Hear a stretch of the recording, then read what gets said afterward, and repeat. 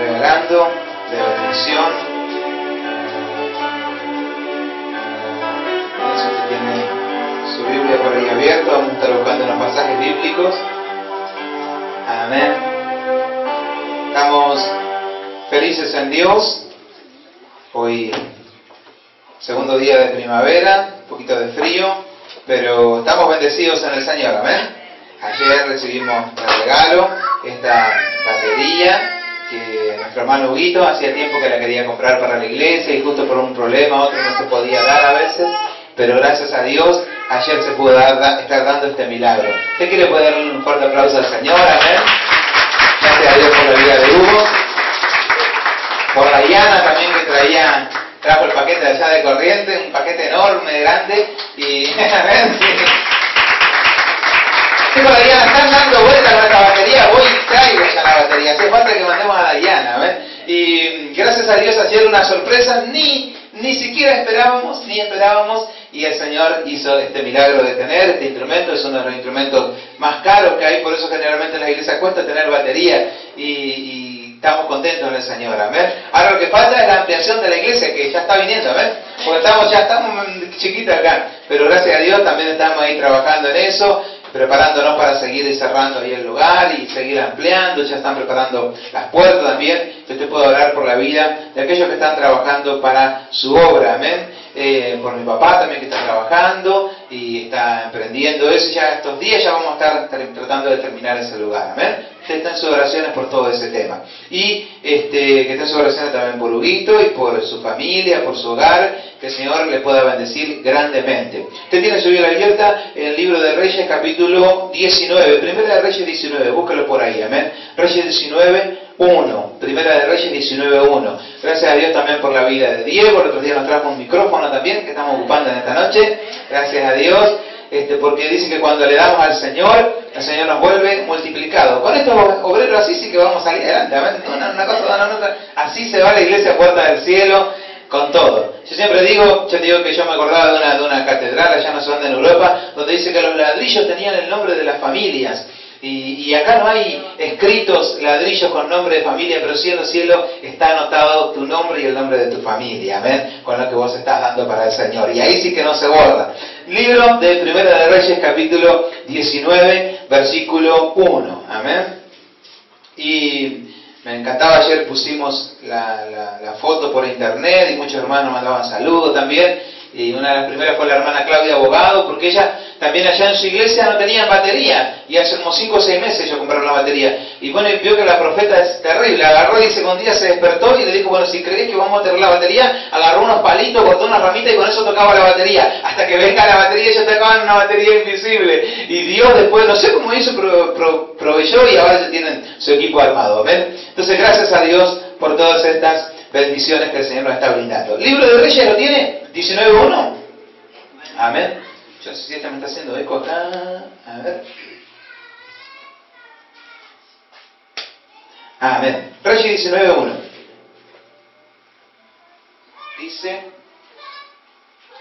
Dice así.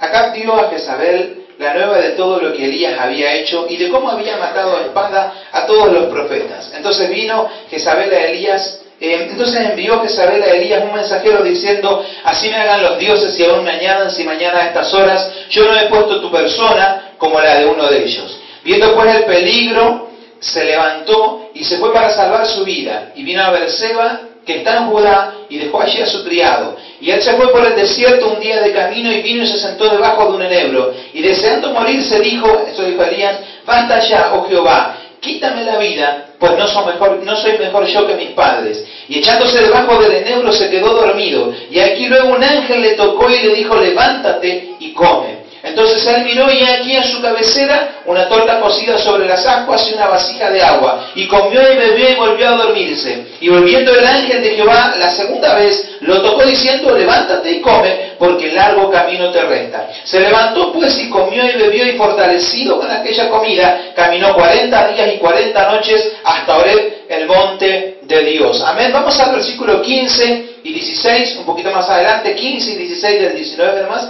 Dice 15 y 16, dice, y le dijo Jehová, ve, vuélvete por tu camino, por el desierto de Damasco, y llegarás y ungirás a Hazael por rey de Siria, y a Jehú, hijo de Nimsi, ungirás por rey sobre Israel, y a Eliseo, hijo de Safat, de Abed-meola, ungirás para que sea profeta en tu lugar. Amén, decimos amén a la palabra de Dios, confirmamos la palabra de Dios cuando decimos amén. Nosotros creemos que lo que está escrito en la Biblia es palabra de Dios. Amén, es viva y eficaz, más cortante que toda espada, de 2 filos, y penetra hasta partir el alma, la coyuntura, los tuétanos, y cierra el pensamiento y las intenciones. Amén. Y Dios, cuando trae su palabra, hace la obra que Él quiere que esa palabra esté haciendo. Nosotros, cuando nosotros vemos el siervo de Dios, Elías, es uno de los profetas más prominentes del Antiguo Testamento. Es el profeta por excelencia. Es casi que el símbolo de la profecía de aquellos siervos de Dios del Antiguo Testamento. Se representa generalmente con Elías. Era un siervo de Dios que oraba a Dios y se cerraban los cielos. Oraba a Dios y los cielos se abrían. Golpeaba los arroyos y los arroyos se abrían en seco. Los muertos resucitaban cuando él oraba. Los enfermos se sanaban. La comida era multiplicada. Y era un siervo de Dios de una manera tremenda. Los teólogos acostumbran a llamarlo el profeta de fuego. Porque muchas veces cuando él oraba, el Espíritu de Dios descendía con fuego. Y consumía las cosas. Y había un lugar terrible. Pero más también porque en sus venas, en su ser, en su forma de hablar, en su forma de actuar, él actuaba como con fuego. Por sus venas, por su obrar, por su actuar, había fuego del poder del Espíritu Santo de Dios. Casi todos los profetas, o los que se dicen ser profetas, están ligados a aquel espíritu del profeta Elías, que es el profeta que no solo era profeta, sino que respiraba profecía, hablaba profecía, actuaba como profecía y vivía la profecía constantemente. Un hombre que era un héroe, que lo único que tenía era a Dios de su parte, y cuando él se paraba decía, vive Jehová, en cuya presencia estoy. Y cuando él daba la palabra, los ejércitos temblaban, los reyes temblaban, y la obra de Dios se consumaba. Por eso era un siervo de Dios tremendo. Se presentaba con piel de camello, no tenía muchas cosas. Era un hombre que corría más rápido que todos los carros de Israel, que los ejércitos le temían. Y cuando venían a buscarlo a Elías,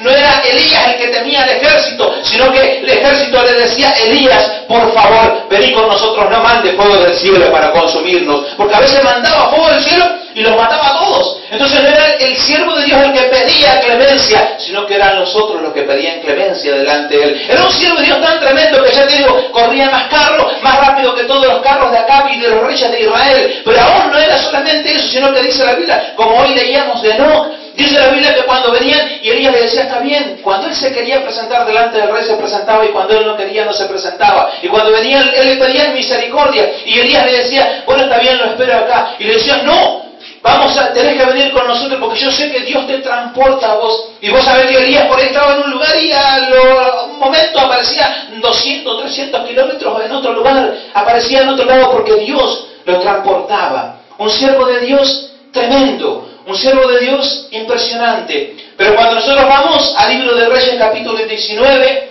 versículo 1, nosotros podemos decir, es el atardecer de un día agitado. Si todo lo que yo le cuento, usted no entendería cuando ve este pasaje, porque ve aquel siervo de Dios que le estoy diciendo que hizo todo eso y mucho más todavía, pero que sale corriendo delante de una carta que le mandan.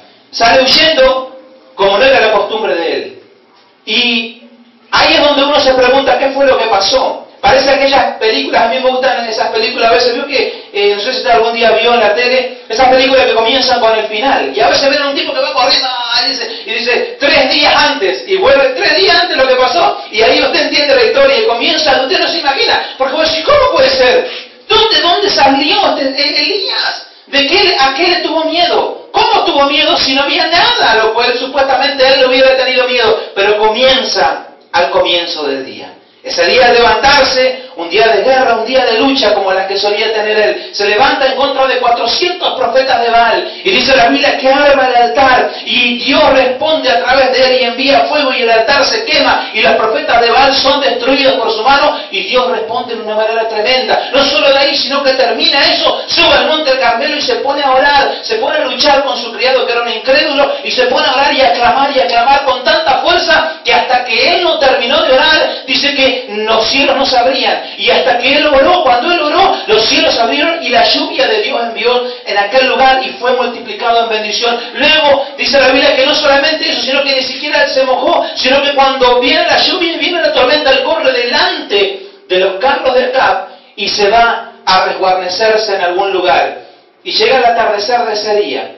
Las nuevas le llegan a Jezabel, la mujer del rey. Nadie estaba con Jezabel, todos estaban con Elías. El pueblo temía a Elías, los reyes temían a Elías, los sacerdotes temían a Elías y aún los ejércitos temían a Elías. Por eso dice ese pasaje cuando habla de que Elías parte y dice: Padre mío, carros de Israel eras y su gente de a caballo. Porque Dios no mira como miramos nosotros, sino que vale más que un ejército, vale más que la gendarmería, vale más que todos los ejércitos juntos, un siervo de Dios cuando se planta en la presencia de Dios. Por eso dice la Biblia que Elías valía más que todos los ejércitos de Israel, y él lo sabía.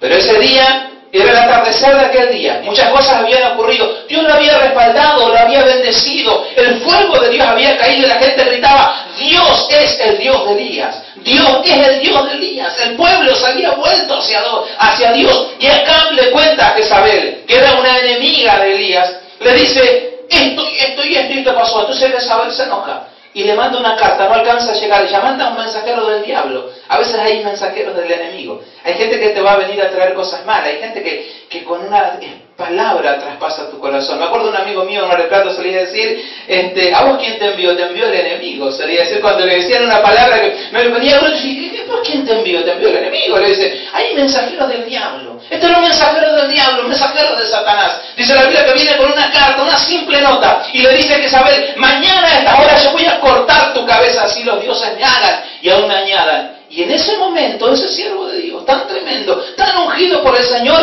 tembló, tuvo miedo, claudicó, todo el poder, toda la unción estaba con él. ¿Qué le iba a poder hacer Jezabel? Nada, absoluta. Pero ¿sabes lo que dice? Dice que vio el peligro, vio en su corazón aquello que el diablo estaba queriendo que él viera. Como cuando nosotros a veces vemos algo y no es lo que Dios quiere. Hay una fe positiva que es la fe de Dios y una fe negativa que es la fe del diablo. Cuando uno siente un dolorcito y ya uno se ve en cama o se ve en el hospital, o cuando uno ve a sus hijos no como Dios quiere, sino que los ve destruidos, los ve perdidos, eso no es de Dios. Y Elías lo que se vio cortada la cabeza, se vio muerto, se vio perdido. No había ocurrido, pero él en su corazón y en su mente lo creyó. Y aquel hombre de Dios, que hasta ese momento era un héroe tremendo, salió corriendo con todas sus fuerzas de delante de aquella mujer. Corrió todo lo que pudo. Un día de camino, día y noche corriendo hasta llegar a un lugar totalmente agotado. Después de un día agotador. Y se tira debajo de un enebro y dice: basta Dios, quítame la vida. No soy mejor que mis padres. Y deseaba morirse. Entonces cuando uno ve ese pasaje, uno ve algo tremendo. Yo tengo dos palabras para compartirte en esta noche.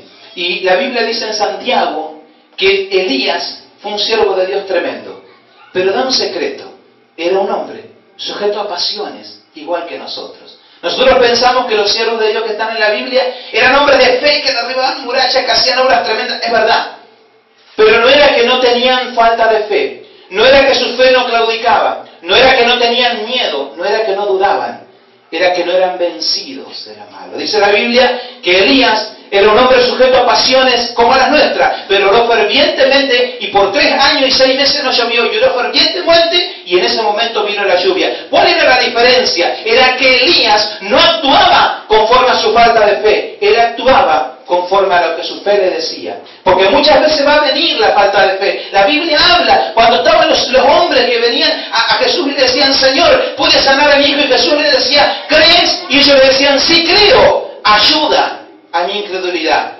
¿Creían o no creían? Sí creían, pero en un momento dudaban. Dice la Biblia que había un rey, un perverso, un malvado, Nabucodonosor, levanta una estatua de 3 metros y dice que todos le tenían que adorar, y el que no adoraba iba a ser echado en el horno de fuego y azufre. Entonces estaba Sadrac, Mesach y Abednego, 2 siervos del Dios Altísimo, inquebrantables en no negar su fe, y dice: vive Jehová, vive tu alma, oh rey, que solo a Dios serviremos, solo a Dios adoraremos y solo ante Él nos postraremos. Y así tengamos que ir al horno de fuego. Pero dice la palabra del Señor que nosotros nos gozamos con esos siervos de Dios tremendo. Pero ellos agregan una palabra más: Dicen, Él puede librarnos del horno de fuego. Pero si así no lo hiciere, sabe Dios que no vamos a adorar a tu estatua. Entonces cuando uno ve, sí, ellos tenían fe de que Dios le iba a sacar del horno, sí, tenían fe. Pero si así no lo hiciere, si así no ocurriera, ellos no actuaban conforme. La diferencia no está en no tener fe. La diferencia no está en no dudar. Lo normal es dudar. Todos dudamos. Oramos por sanidad, oramos por milagro, oramos por prodigio, pero y Dios te sana, Dios te libera. Pero vos volvés a tu casa y vos sentís, ay, el dolorcito, vos sabés que no sé si Dios me cura. O Dios te habla y dice, y vino la palabra de Dios en ministración, y vos tenés la palabra y decís, Señor, creo. Pero llega el momento de la duda. La diferencia entre el siervo de Dios ungido y el que no logra las cosas es que actúa conforme a lo que le dicta su falta de fe. Y el cristiano, el siervo de Dios que logra cosas, deja su falta de fe de lado, y aunque le falta la fe, él sigue actuando conforme a lo que su fe le dice. No sé cuánto están entendiendo, pero muchas veces va a venir esa prueba. Vos ya sabe que no nos vamos a postrar. Dios puede librarnos, Dios puede sanarnos, y Dios no lo deja desamparado. ¿Qué seguridad había de que Dios lo iba a rescatar? Ninguna, es fe. Es fe, es lanzarse en fe. Todos los días venían los cuervos a darle comida a Elías, pero todos los días le traían para un día. Y todos los días Elías se despertaba diciendo, tal vez Dios hoy se olvidará de mandarme la carne. O tal vez hoy Dios se acordará de mandarme la carne. Todos los días la viuda salía a recoger la última harina de la tinaja. Nunca llenó la tinaja Dios, sino que todos los días ellos tenían que tener fe para cada día. Así es como actúa Dios.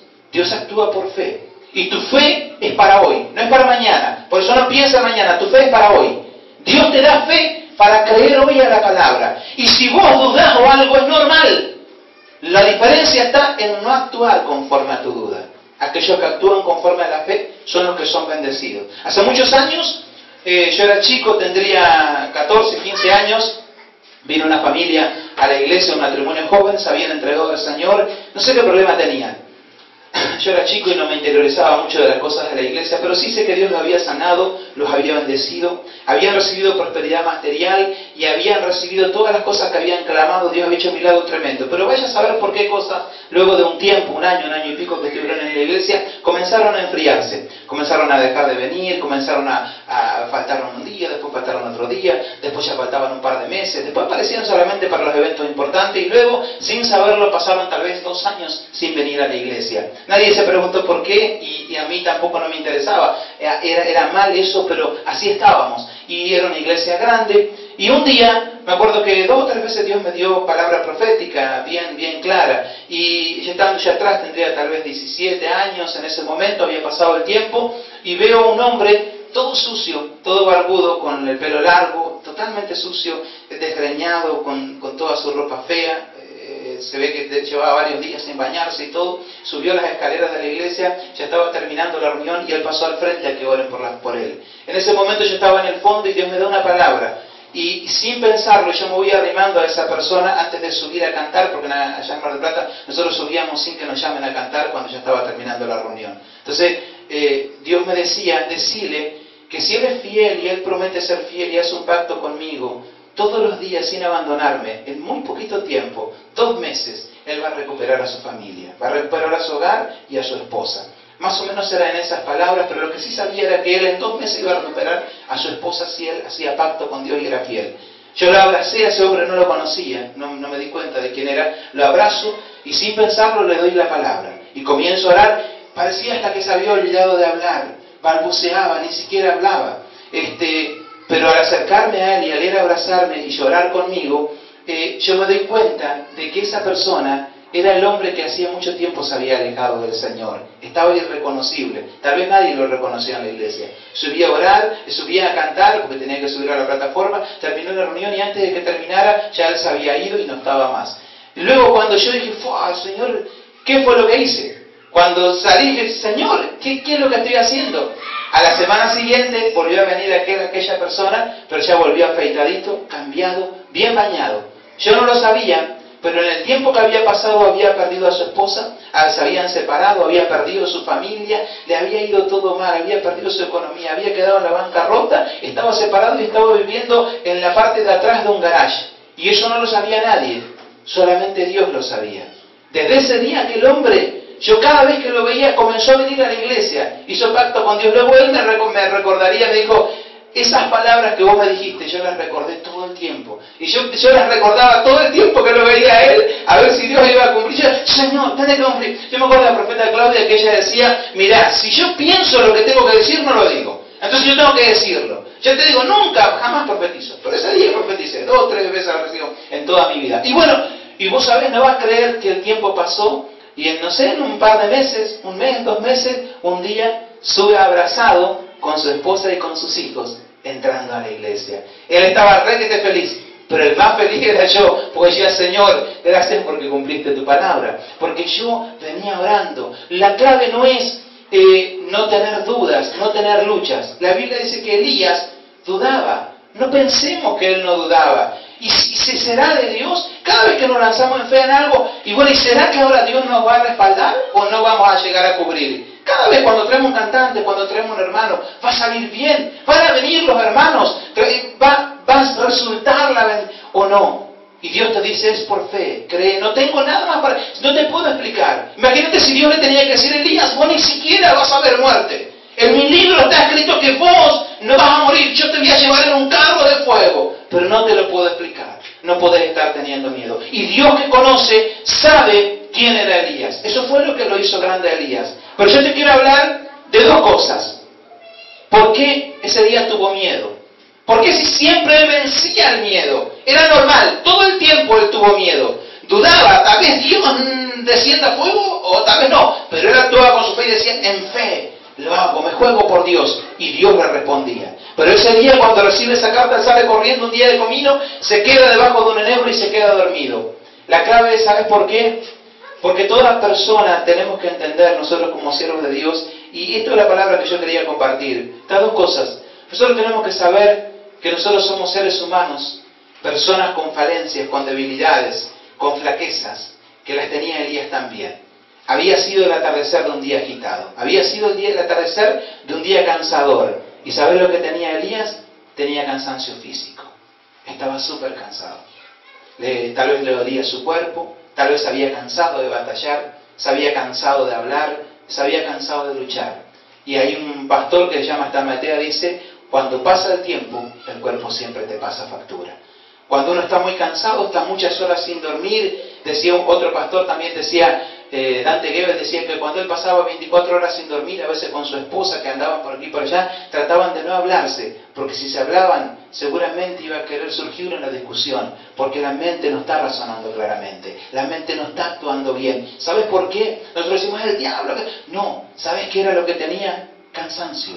Por eso Elías se quedó dormido. A mí me sorprende y me encanta, eso es lo que me gusta de Dios. Porque dice la Biblia que Elías se quedó dormido y durmió ese día, se tiró deseando morirse, pero dice que cuando él se despierta, había una torta cocinada en ascuas. Me gusta, porque se ve que a Elías le gustaba la torta cocinada en ascuas. Por eso él siempre decía, hagamos una torta cocinada en ascuas. Y una torta cocinada en ascuas y una vasija con agua fresca para que él tome. ¿No le sorprende a usted que Dios le cocine a su hijo? ¿No tenía otra cosa más que hacer Dios? ¿No tenía otra cosa más que hacer aquel ángel? Desbaratar ejércitos, derribar muros, vencer gigantes. Ese día el ángel fue enviado a cocinar. Me sorprende cuando Jesús se encuentra con Pedro, con Juan, con Jacobo en el barco. Él estaba en la orilla, ellos habían vuelto a las redes. Jesús había resucitado y habían pescado toda la noche. Y Jesús le dice, tiren las redes a la derecha, cosechan cantidad de peces. Y entonces Juan le dice a Pedro, Pedro, esa palabra, el único que te la puede dar es el Señor Jesús. Jesús está en la orilla y Pedro se tira nadando y va hasta la orilla. ¿Sabe cómo estaba Jesús? Asando unos pescados con miel al costado. ¿Será que Dios se preocupa por cómo comemos? ¿O no se preocupa? ¿Por qué era importante eso? Porque a veces corremos.